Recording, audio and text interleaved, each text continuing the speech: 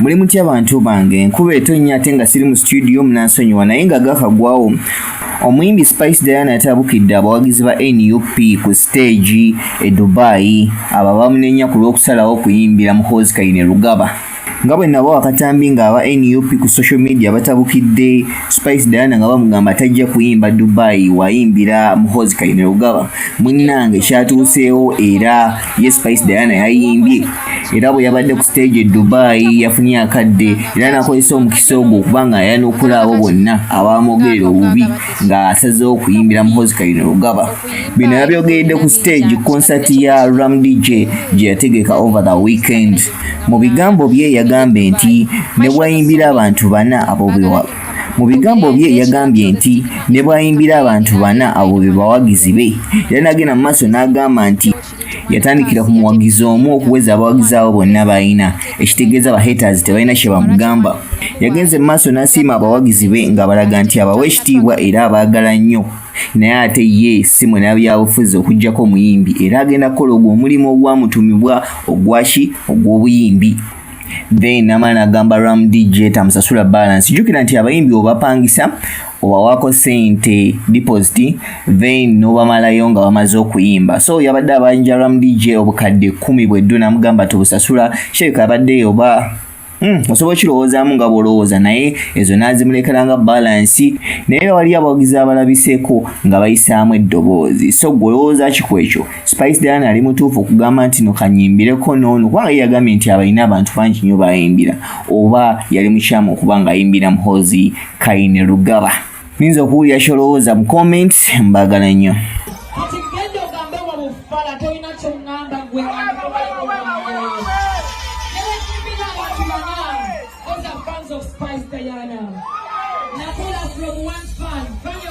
Your work started and I'm still growing. So join out your members. So my fans, I respect you and I love you. I'm not a politician, I'm an artist. I serve you with music and that's what I will do. Neno tulia mafala nga taina China nenga ndako muntu yekolera bero wakabinga mumenya bingi. Kati njagala message eno kuziba twali mubagambe nze Spice.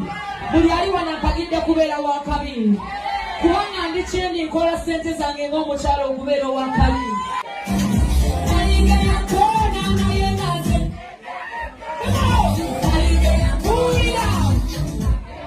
Kakati kano akayimba mwana kasome episewo message eno waliwo bakyali mwana abatalina byakola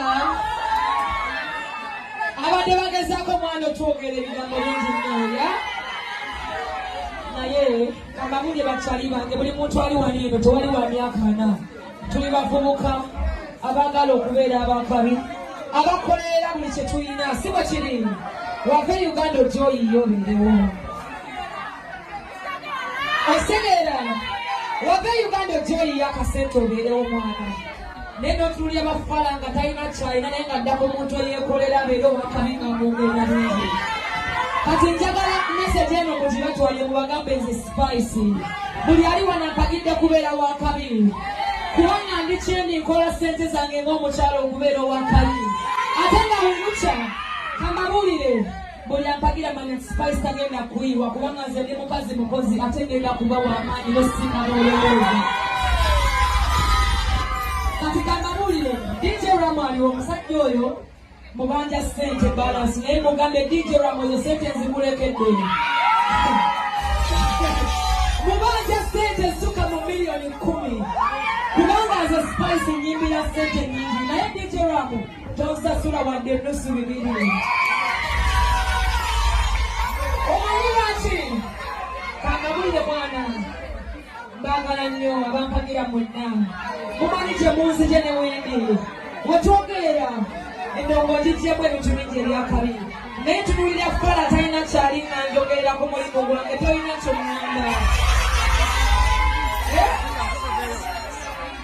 Oh, I'll translate my brother. I'll translate. Just give me a minute. I want to speak to my people from Uganda.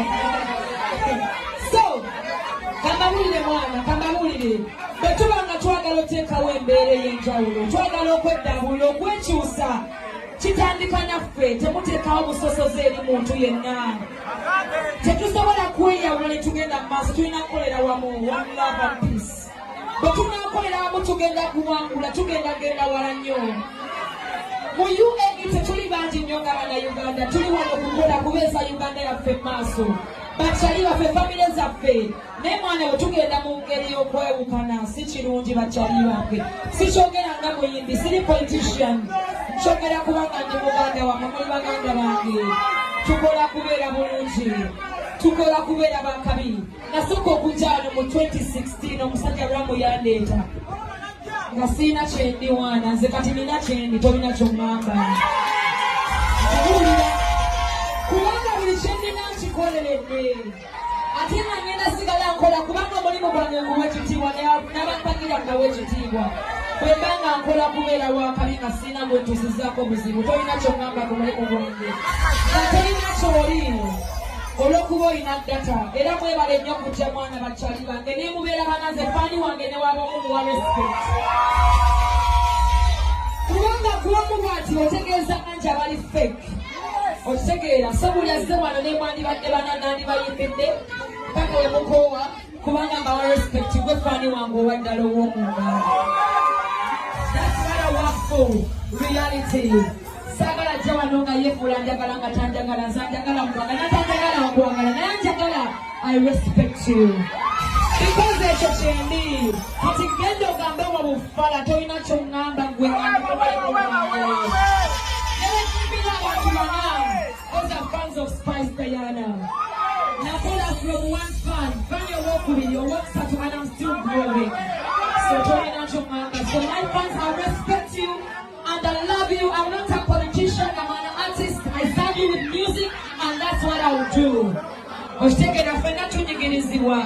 Tetugenda kweddaabulula nga tuli twawukane, tulina kuba wamu one love.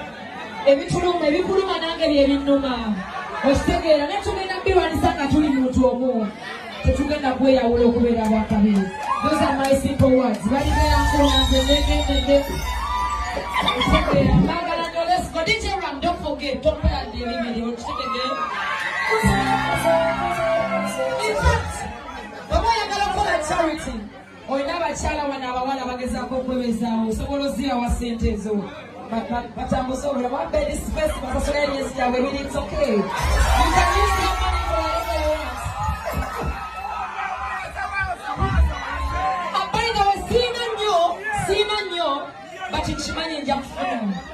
Okufiirwa miliyoni 10 is nothing because I'm a blessed God. I'm a blessed motherfucker. That's what I mean. So DJ, drop that shit,